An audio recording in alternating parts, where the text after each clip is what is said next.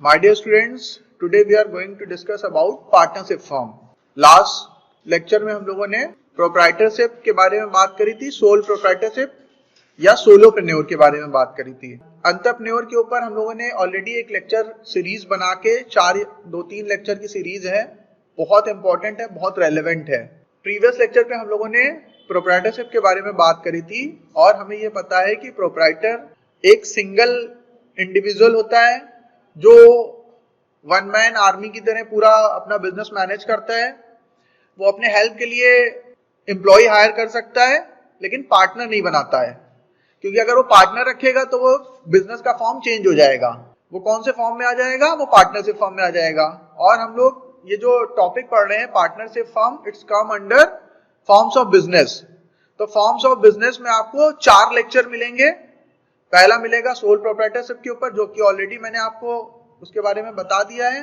दूसरा लेक्चर में ये आपको बता रहा हूँ पार्टनरशिप के ऊपर। तीसरा लेक्चर होगा आपका ज्वाइंट स्टॉक कंपनी के ऊपर और चौथा लेक्चर होगा आपका कोऑपरेटिव के ऊपर। कोऑपरेटिव के ऊपर और कोऑपरेटिव बैंक के ऊपर मैंने ऑलरेडी लेक्चर उसमें रखा हुआ है, और पार्टनरशिप के ऊपर, ज्वाइंट स्टॉक कंपनी के ऊपर और प्रोप्राइटरशिप के ऊपर भी ऑलरेडी लेक्चर हैं। लेकिन ये मैं आपके हिसाब से फ्रेश लेक्चर एक बना दे रहा हूँ, तो आप इसको सुनेंगे, समझेंगे तो आपको और हेल्प मिल जाएगी। और वो जो पुराने अपलोडेड है उनको भी देख लीजिएगा, ठीक है, उससे भी आपको हेल्प मिलेगी। पार्टनरशिप फर्म क्यों बनाते हैं? क्योंकि सोल प्रोप्राइटरशिप फर्म में बहुत सारे ड्रॉबैक्स हैं, लिमिटेशंस हैं। उस ड्रॉबैक और लिमिटेशन को ओवरकम करने के लिए सेकेंड फॉर्म ऑफ बिजनेस बनाया गया, जिसका नाम है पार्टनरशिप फर्म। पहले सोल प्रोप्राइटरशिप में ऐसी क्या ड्रॉबैक्स थी जिसके लिए हमें पार्टनरशिप फर्म बनाना पड़ा?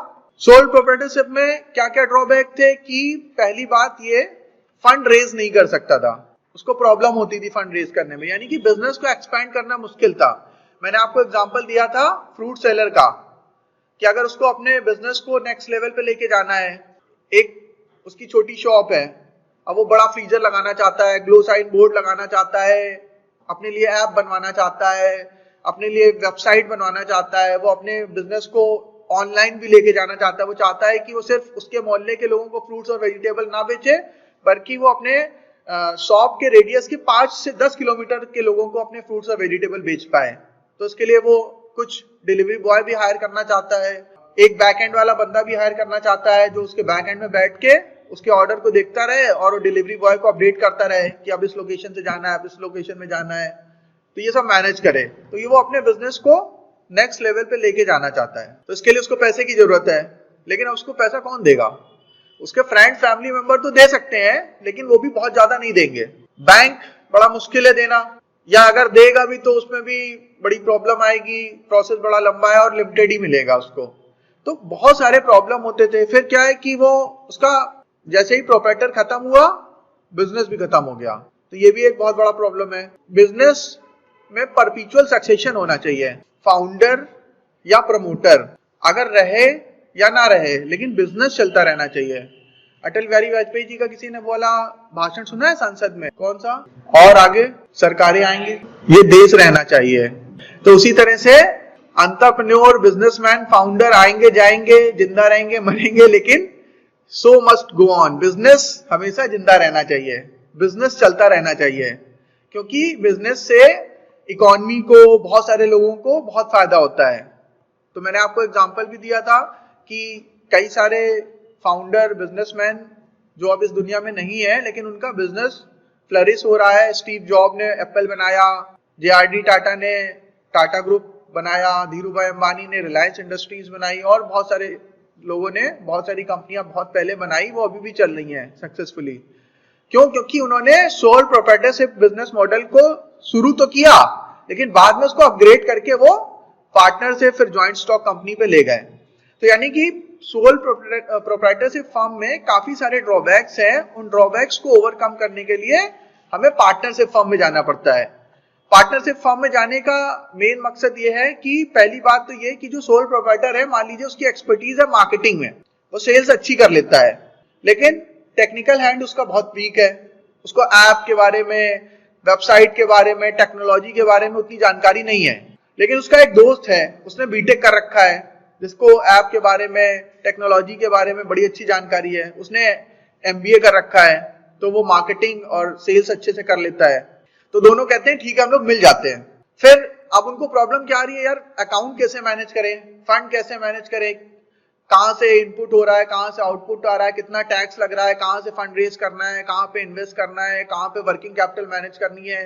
बिजनेस तो बढ़ रहा है लेकिन हम लोग ये अकाउंट नहीं मैनेज कर पा रहे, फाइनेंस नहीं मैनेज कर पा रहे। तो उन्होंने एक और दोस्त को बुलाया, उसने फाइनेंस से एमबीए कर रखा है या वो चार्टर्ड अकाउंटेंट है, उसने भी ज्वाइन कर लिया।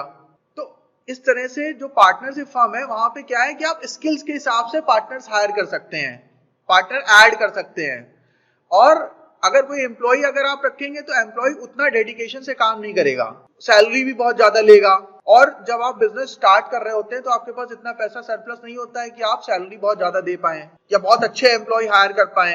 आप एक ऑर्डिनरी एम्प्लॉय हायर करते हैं जो कम पैसे में मिलता है, तो इसलिए फिर बिजनेस अच्छा चलेगा नहीं। तो इसलिए हम लोग शुरुआत में क्या करते हैं, पार्टनर्स हायर करते हैं। तो पार्टनर्स हायर करेंगे तो उससे फायदा ये होगा कि उनको सैलरी देनी नहीं है और वो दिनों रात काम करेंगे। क्यों? क्योंकि उनको अपने बिजनेस को बढ़ाना है, वो ये उनका खुद का बिजनेस है, वो जॉब नहीं कर रहे हैं। जॉब में आदमी ठीक है 9 to 5 गए, काम खत्म हुआ, उठा के बैग अपना घर पे आ गया, अब उसको कोई मतलब नहीं है। लेकिन एंटरप्रेन्योर ऐसे नहीं करता है, एंटरप्रेन्योर 24/7 काम करता है। अगर रात में उसको ऑर्डर आ रहा है तो रात में भी काम करेगा, बहुत अर्ली मॉर्निंग अगर उसको कहीं पे कुछ काम करना है वहां पे भी काम करेगा, मतलब 24 घंटे बिजनेस के बारे में सोचेगा, लगा रहेगा। तो इसलिए पार्टनरशिप फर्म में एडवांटेज ज्यादा होते हैं। हम क्या कर सकते हैं, अलग अलग स्किल्स के लोगों को एक साथ ला सकते हैं ताकि हमारा बिजनेस बहुत आसानी से ग्रो करे। पार्टनरशिप फर्म होती क्या है इसके बारे में थोड़ा सा समझ लीजिए। A partnership is a legal relationship form by the agreement between 2 or more individuals to carry on a business as co-owners. इसमें 2 या 2 से ज्यादा लोगों के बीच में एक लीगल रिलेशन बनता है। पार्टनरशिप फर्म मतलब तभी फॉर्म होगी जब एक पार्टनरशिप डीड बनेगी, वो एक लीगल बाइंडिंग हो गया। मतलब ऐसा नहीं कि चलो हम लोग दोनों पार्टनर हो जाते हैं करेंगे, लेकिन उस केस में क्या होगा, अगर आप पे डिस्प्यूट हुआ कोई तो फिर पता ही नहीं चलेगा कि क्या आप लोगों में तय हुआ था। एक ने कहा मैं पैसे लगाऊंगा, एक ने कहा मैं टाइम दूंगा, फिर तीसरे ने कहा था कि मैं ऐसा 2 घंटे पर डे दूंगा, चौथे ने कहा था कि मैं 10% पैसा लगाऊंगा और 1 घंटा का टाइम दूंगा। अब वो सब में झगड़ा हो गया कि तुम कम टाइम दे रहे हो, तुम ज्यादा पैसे लगा रहे हो, तुम ज्यादा प्रॉफिट ले रहे हो, तो झगड़ा होता है। तो उसके लिए क्या है, करना क्या चाहिए, पार्टनरशिप डीड बना देनी चाहिए, यानी कि रिलेशनशिप को लीगल कर देना चाहिए। पार्टनरशिप डीड बना दिया आपने, अब उसमें लिखा हुआ है साफ साफ कि कौन कितना टाइम देगा, कौन कितना पैसा लगाएगा और कौन कितने रेशियो में प्रॉफिट लेगा, तो प्रॉफिट भी तो डिस्ट्रीब्यूट होगा। तो सारी चीजें उसमें पहले से मेंशन कर दी गई। अब आप सभी लोगों को उसी को फॉलो करना है, यानी कि एक लीगल रिलेशन होता है बिटवीन पार्टनर्स। अब दूसरा क्वेश्चन ये आता है कि जैसे सोल प्रोप्राइटरशिप फर्म में हम लोग को बिजनेस को रजिस्टर कराना मैंडेटरी नहीं होता था, क्या पार्टनरशिप फर्म में हमें बिजनेस को रजिस्टर कराना मैंडेटरी है? आप लोग बताइए, है या नहीं है? पार्टनरशिप फर्म को रजिस्टर कराना मैंडेटरी नहीं है, लेकिन अगर आप रजिस्टर कराएंगे तो वो आपके लिए बेनिफिशियल होगा।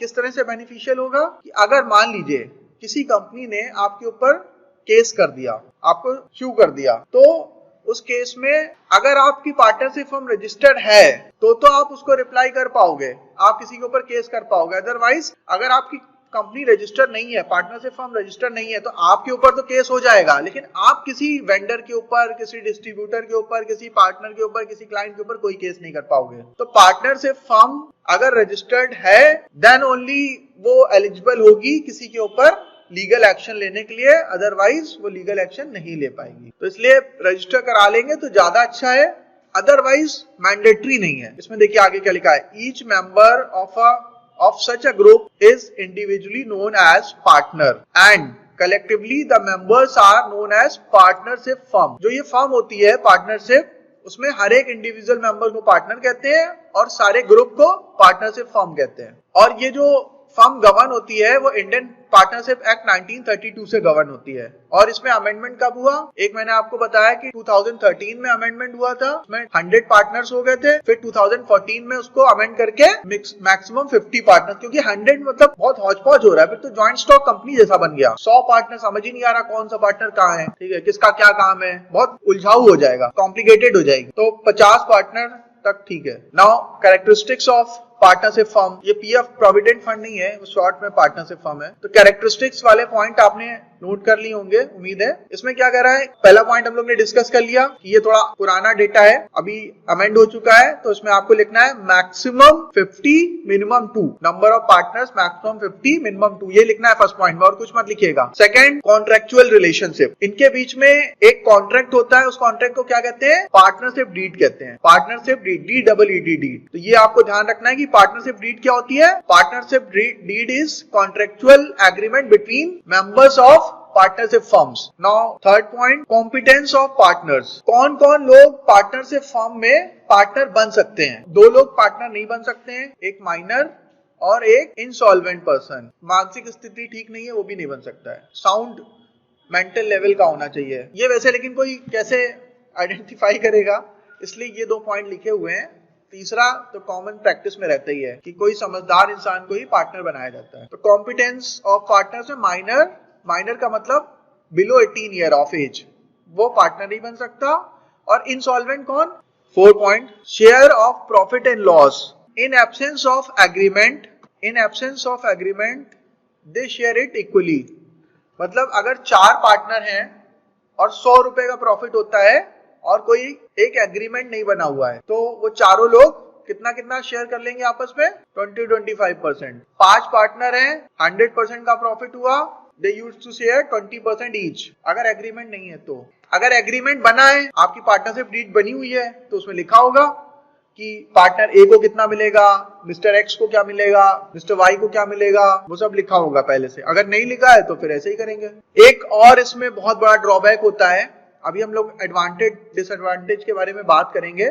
5th पॉइंट है इसका, transfer of interest. Transfer of interest में क्या कह रहा है, no partner can sell or transfer his interest in the firm to anyone without the consent of other partners. ये बहुत बड़ा प्रॉब्लम है पार्टनरशिप फर्म में। इसकी वजह से पार्टनरशिप फर्म का लगभग 50% क्रेज खत्म हो जाता है। क्या मतलब हुआ इसका मतलब ये हुआ कि कोई भी पार्टनर पार्टनरशिप फर्म में अपना हिस्सा बेच नहीं सकता, ना किसी को ट्रांसफर कर सकता है, जब तक कि बाकी सभी पार्टनर्स की सहमति ना हो। No partner can sell or transfer his interest in the firm to anyone without the consent of other partners.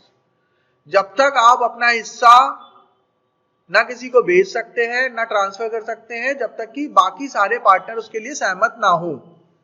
मतलब अगर एक पार्टनर है, वो चाहता है कि उसकी जगह उसका बेटा पार्टनर बन जाए, तो बाकी सारे पार्टनर अगर सहमत होंगे तभी हो पाएगा। लेकिन अगर आपने किसी कंपनी के शेयर खरीद रखे हैं, तो आप अपने क्या ब्लड रिलेटिव को दे सकते हैं, शेयर्स ट्रांसफर कर सकते हैं, और किसी अननोन को भी ट्रांसफर कर सकते हैं, चैरिटी भी कर सकते हैं, किसी ट्रस्ट को ट्रांसफर कर सकते हैं, कुछ भी कर सकते हैं, आपकी मर्जी, आपका पैसा है, आपके शेयर्स है, आपकी प्रॉपर्टी है। लेकिन पार्टनरशिप फर्म में ऐसा नहीं है। जब सारे पार्टनर कहेंगे कि भैया ये करना है, तभी वो कर पाएगा, नहीं तो नहीं कर पाएगा। 5 पॉइंट एकदम क्लियर। किसी पॉइंट में कोई डाउट तो मैं उसको फिर से एक्सप्लेन कर दूं। इन 5 पॉइंट में कोई doubt? No sir. 6th, voluntary registration. ये भी मैंने वैसे ऑलरेडी एक्सप्लेन कर दिया है। वॉलंटरी रजिस्ट्रेशन क्या होता है? Registration of partnership is not compulsory, but since registration entitles the firm to several benefits, it is considered desirable. Voluntary registration का मतलब अपनी स्वेच्छा से आप रजिस्ट्रेशन कर सकते हैं, मतलब कंपलसरी नहीं है कि आपको अपनी पार्टनरशिप फर्म को रजिस्टर कराना ही कराना है। अगर आप रजिस्टर कराते हैं तो आपको बहुत सारे एडवांटेज बेनिफिट मिल जाएंगे, लेकिन अगर आप नहीं कराएंगे तो कोई जबरदस्ती नहीं है। सरकार ये नहीं कहती कि आपको कराना है। Okay, now advantages. First point, relatively easy to start. Relatively का मतलब क्या? आपने तो रिलेटिवली इजी टू स्टार्ट, सापेक्षता का सिद्धांत होता है हिंदी में। रिलेटिवली इजी टू स्टार्ट क्या मतलब? रिलेटिवली का मतलब किसी से रिलेट करके। तो ज्वाइंट स्टॉक कंपनी और जो दूसरे फॉर्म ऑफ ऑर्गेनाइजेशन है उसके कंपैरिजन में ये थोड़ा आसान है स्टार्ट करना है इसको, क्योंकि रजिस्ट्रेशन नहीं कराना होता है। जॉइंट स्टॉक कंपनी को स्टार्ट करना थोड़ा कॉम्प्लिकेटेड है, लेकिन सोल प्रोप्राइटरशिप फर्म से डिफिकल्ट है। सबसे आसान क्या है? Sole proprietorship. फिर इसमें एडवांटेज क्या मिलता है? सोल प्रोप्राइटरशिप में आप फंड रेज करने में दिक्कत होगी, एक इंडिविजुअल इंसान को कौन कितना पैसा देगा। लेकिन इसमें क्या करते हैं, आपके पास 50 पार्टनर की लिमिट है, तो कभी कभी क्या करते हैं कि कुछ कंपनियां रतन टाटा को पार्टनर बना लेती हैं, राकेश झुनझुनवाला को पार्टनर बना लेती हैं, जो अच्छी कंपनियां होती हैं, और वो भी एग्री करते हैं। तो क्यों, क्या कि रतन टाटा उनके साथ आके काम करेंगे ऑफिस में, क्यों बनाती है, उनकी गुडविल बढ़ जाती है, गुडविल बढ़ जाती है इससे। और अगर किसी कंपनी को पता हो, किसी इन्वेस्टर को पता हो कि अच्छा इसमें रतन टाटा साहब भी हैं, तो वो आराम से आपको पैसा दे देगा। अगर मैं जाऊं मार्केट में लेने पैसा कि भाई मुझे 10 करोड़ रुपए चाहिए, मैं ये वेंचर स्टार्ट करने वाला हूं, या ये मेरा वेंचर चल रहा, मुझे एक्सपेंशन करना, मुझे 10 करोड़ चाहिए, तो मुझे कोई पैसा शायद 10 करोड़ नहीं देगा। 10-20 लाख हो तो दे भी देगा, 10 करोड़ 100 करोड़ की बात आएगी तो नहीं देगा। उस केस में अगर मेरे कंपनी में रतन टाटा, राधाकिशन दमानी, राकेश झुनझुनवाला, इस तरह के नाम होंगे, वो काम भले ना कर रहे हो, वो स्लीपिंग पार्टनर हो, चाहे स्लीपिंग पार्टनर भी होता है एक, तो वो चाहे स्लीपिंग पार्टनर हो, लेकिन उनकी गुडविल से मेरी कंपनी को फंड आसानी से मिल जाएगा। तो इसलिए पार्टनरशिप फर्म में फंड रेज करना is comparatively much more easier. फिर से ये कंपैरेटिवली है, प्रोप्राइटरशिप की कंपैरिजन में आसान है, लेकिन ज्वाइंट स्टॉक कंपनी की तुलना में कठिन है। ज्वाइंट स्टॉक कंपनी को फंड रेज करना और आसान है, क्योंकि ज्वाइंट स्टॉक कंपनी में लाखों लाख इन्वेस्टर्स हो सकते हैं, लेकिन पार्टनरशिप फर्म में इतने लोग इन्वेस्ट नहीं करेंगे, क्योंकि इसके बहुत सारे डिसएडवांटेज भी होते हैं। वो क्या होते हैं वो अभी हम लोग आगे समझेंगे। अगली चीज एक हम लोगों ने बात करी थी कि मोर स्किल्ड पर्संस।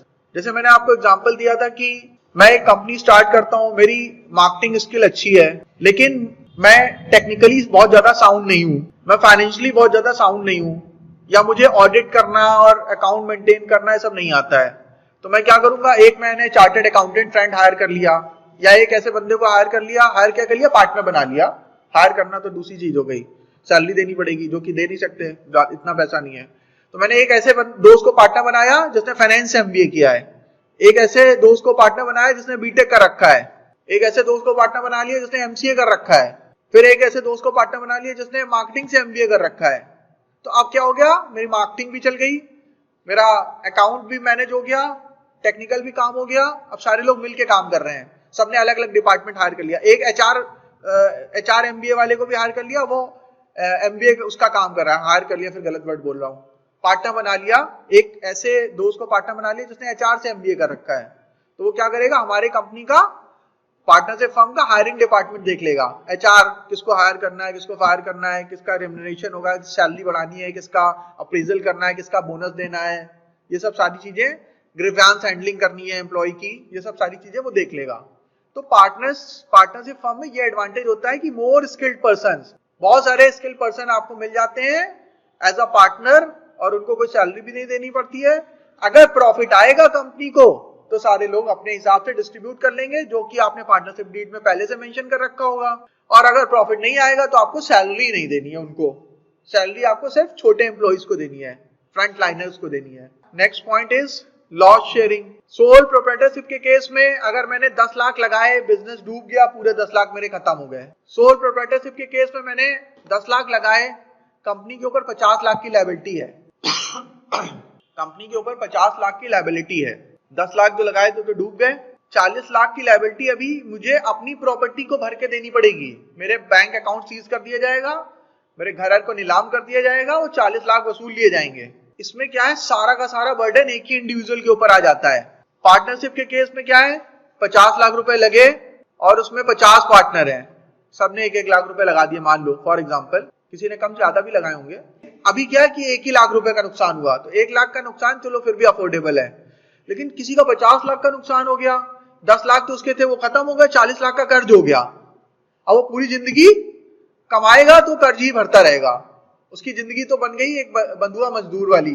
बंधुआ मजदूर समझते क्या होता था, बंधुआ मजदूर क्या वर्ड है, स्लेव्स, क्या होता है ये, वो कौन होते थे, जो कंसेप्ट था ये बहुत पुराना है, जो गुलाम बनाया जाता था अफ्रीका में और सेंट्रल एशिया में, यूरोप में, अमेरिका में भी होता था स्लेवरी, उसके लिए उनके यहाँ वो रिवोल्यूशन भी हुआ था। अब वो पूरी जिंदगी काम करता रहेगा, उसको मिलेगा क्या, रहना और खाने के लिए जगह मिल जाएगी बस, थोड़े कपड़े मिल जाएंगे तन ढकने के लिए, दैट्स ऑल। उसकी पूरी जिंदगी एक जानवर की तरह गई, उसके खुद के कोई डिजायर नहीं है, वो सिर्फ उसके यहाँ काम ही करेगा और उसको उसकी कोई सैलरी नहीं मिलेगी। यही हाल हो जाएगा उसका भी, एंटरप्रेन्योर का, कि वो 10 लाख उसका तो खुद का ही चला गया, 40 लाख 50 लाख का कर्ज हो गया। बेचारा कमा रहा है तो कमा रहा है, क्या कर रहा है, लोन भर रहा है, कर्ज भर रहा है, तो क्या उसकी जिंदगी खराब, अपने लिए कुछ कर ही नहीं पाएगा। तो ये चीज गलत है। तो इसके लिए तरीका क्या है कि अगर पार्टनरशिप फर्म होगी, बहुत सारे पार्टनर होंगे, तो सब में लॉस थोड़ा थोड़ा शेयर हो जाएगा, एक इंडिविजुअल इंसान के ऊपर बहुत ज्यादा बर्डन नहीं आएगा। नो लॉस इन एब्सेंस का क्या मतलब हुआ, मतलब कि प्रोप्राइटरशिप केस में अगर प्रोप्राइटर की डेथ हो गई तो बिजनेस खत्म, सब कुछ खत्म। लेकिन यहाँ पे क्या, एक पार्टनर मर गया तो बाकी तो हैं, चलाएंगे कंपनी को, तो इसलिए यहाँ पे बिजनेस चलता रहेगा, बंद नहीं होगा। या फिर वो लोग क्या करेंगे, उस वाली पार्टनरशिप को डाइल्यूट कर देंगे, एक नई पार्टनरशिप क्रिएट कर देंगे। वो जैसा अभी उसमें पार्टनरशिप डीड में लिखा होगा, पहले से लिखा होगा कि अगर कोई पार्टनर की डेथ हो जाएगी तो क्या करना है उस केस में, लेकिन वो चलेगा, बिजनेस चल सकता है। Disadvantages, unlimited liabilities. प्रोप्राइटरशिप के केस में हम लोग डर के भाग के आए थे पार्टनरशिप में, क्योंकि उसमें अनलिमिटेड लायबिलिटीज होती थी। इसमें भी अनलिमिटेड लायबिलिटीज ने पीछा नहीं छोड़ा, फिर से अनलिमिटेड लायबिलिटीज आ गई। अनलिमिटेड लायबिलिटीज में पार्टनरशिप में कैसे, अब इसमें थोड़ा सा और रिस्की हो गया मामला।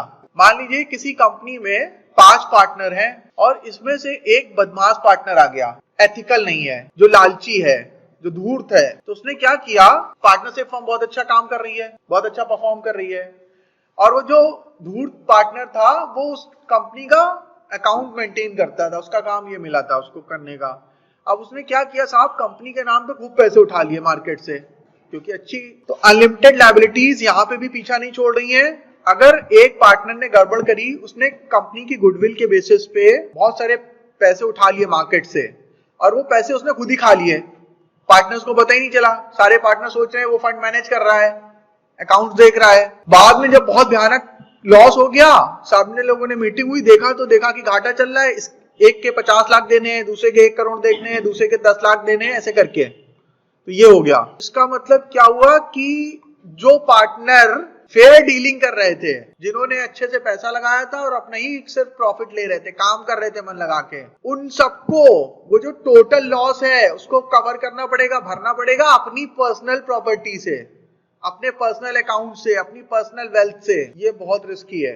इसीलिए किसी भी पार्टनरशिप फर्म में एकदम से जाके पार्टनर नहीं बन जाना चाहिए, क्योंकि हो सकता है कि उसमें से कोई एक आध पार्टनर गड़बड़ कर दे, और अगर वो गड़बड़ करेगा तो उसका खामियाजा पूरी पार्टनरशिप फर्म को भुगतना पड़ेगा। तो ये ध्यान रखना है कि इसमें भी अनलिमिटेड लायबिलिटीज होती हैं। प्रॉफिट शेयरिंग, अब उसमें सोल प्रोप्राइटरशिप से ही कंपेयर कर रहे हैं, तो उसमें सारा प्रॉफिट अकेले मिलता था। यहाँ पे क्या होगा, 10 लोग हैं तो 10 लोग में बढ़ गया, 1 लाख रुपए अगर आया तो 10,000 रुपए मिलेगा, अगर इक्वल बढ़ रहा है तो। कॉन्फ्लिक्ट, उसमें सारे डिसीजन मुझे खुद अकेले को लेने हैं, और यहाँ पे क्या है कि 10 लोगों से पूछना है, अगर 10 पार्टनर है, 20 पार्टनर है तो 20 से पूछना है। और अगर किसी ने कोई ऑब्जेक्शन कर दिया कि नहीं ये मुझे समझ में नहीं आ रहा, तो डिसीजन ही नहीं हो पाएगा, डिसीजन पेंडिंग हो जाएगा। आधे लोग कह रहे हैं ये करो, आधे लोग कह रहे हैं ये करो, तो कॉन्फ्लिक्ट क्रिएट होगा, डिसीजन मेकिंग नहीं हो पाएगी, बिजनेस में लॉस होएगा, बिजनेस सफर करेगा। तो ये एक बहुत बड़ी प्रॉब्लम है इसमें, ये इसका एक डिसएडवांटेज है। सारे पार्टनर्स में आपस में कॉन्फ्लिक्ट हो सकता है, क्योंकि इतने सारे लोग होंगे, सबकी विचारधारा जरूरी थोड़ी ना हो एक ही जैसी हो। लिमिटेड लाइफ, इसका क्या मतलब हुआ, लिमिटेड लाइफ का मतलब ये हुआ कि अगर मैंने एक कंपनी में एज अ पार्टनर ज्वाइन किया और मैं बूढ़ा हो गया, कंपनी बहुत अच्छा कर रही है, अब मैं चाहता हूं कि मैं अपना शेयर ट्रांसफर कर दूं अपने बच्चे को या अपनी वाइफ को, तो मैं ऐसा तब तक नहीं कर सकता जब तक मेरे बाकी सारे पार्टनर एग्री नहीं करेंगे। मतलब यहाँ पे आपने पॉइंट पढ़ा कि शेयर आपका ट्रांसफरेबल नहीं है, आप अपने शेयर को ना सेल कर सकते हैं ना ही ट्रांसफर कर सकते हैं। मान लीजिए मैं बूढ़ा हो गया और पहले मैं रोज 10 घंटे कंपनी को देता था, मुझे लग रहा है कि अब मैं काम नहीं कर पाऊंगा, और मैं चाहता हूं कि मैं अपना शेयर किसी को बेच दूं, उससे पैसा ले लूं और पैसा अपना जमा कर दूं बैंक में, आराम से घर में होके रिटायर होके बैठ जाऊं, तो मैं अपने शेयर को सेल नहीं कर सकता जब तक कि बाकी सारे पार्टनर उसके लिए एग्री नहीं करेंगे। तो ये बहुत दिक्कत है, यानी कि लिमिटेड लाइफ है, अनलिमिटेड नहीं है। परपेचुअल सक्सेशन एक पार्टनर का नहीं है। फर्म तो चल सकती है आगे अगर बाकी सारे पार्टनर सहमत हो, लेकिन एक इंडिविजुअल पार्टनर के लिए दिक्कत है, वो अपनी शेयर्स को अपने घर वालों को या किसी बाहर को ना बेच सकता है ना ट्रांसफर कर सकता है अनटिल अनलेस बाकी सारे पार्टनर कंसेंट ना दे दें उसके लिए। ट्रांसफरेबिलिटी इज डिफिकल्ट बात। और एक चीज और है, मान लीजिए किसी एक कंपनी में 5 लिमिटेड लाइफ का एक और एग्जांपल से आप समझ सकते हैं, एक कंपनी में 5 पार्टनर हैं, सडनली 2 की डेथ हो गई, 3 की डेथ हो गई, कोई एक्सीडेंट हो गया, कार एक्सीडेंट में जा देते हैं, डेथ हो गई। अब क्या, अब जो बचे हुए पार्टनर हैं कैसे रन करेंगे बिजनेस को? तो उनको करना क्या पड़ेगा, प्रेजेंट वाली पार्टनरशिप डीड को डिसॉल्व करना पड़ेगा, फिर से नई पार्टनरशिप डीड बनानी पड़ेगी। तो यानी कि जब नई डीड बनेगी तो नए पार्टनरशिप फॉर्म बन गई। अभी उसमें 5 पार्टनर थे, अभी 3 ही बचे, 2 चले गए। तो आपको नया बिजनेस मतलब मॉडल वही हो सकता है, प्रोडक्ट सर्विसेज वही हो सकती हैं, लेकिन आपको लीगली एक नया बिजनेस बनाना पड़ेगा, एक नई फॉर्म बनानी पड़ेगी। तो यानी कि यहाँ पे भी लिमिटेड लाइफ आ जाती है, इस तरह से लिमिटेड लाइफ आ जाती है। सुटेबिलिटी ऑफ पार्टनरशिप फॉर्म, किस तरह के बिजनेस को सूट करती है? तो इसमें लिखा हुआ है such firms are more suitable for comparatively small business such as retail and wholesale trade, professional services, medium size mercantile houses and small manufacturing units. Small and mid size की units हैं, small and mid size के जो business हैं उनके लिए आपका partnership firm बहुत ज्यादा सुटेबल है।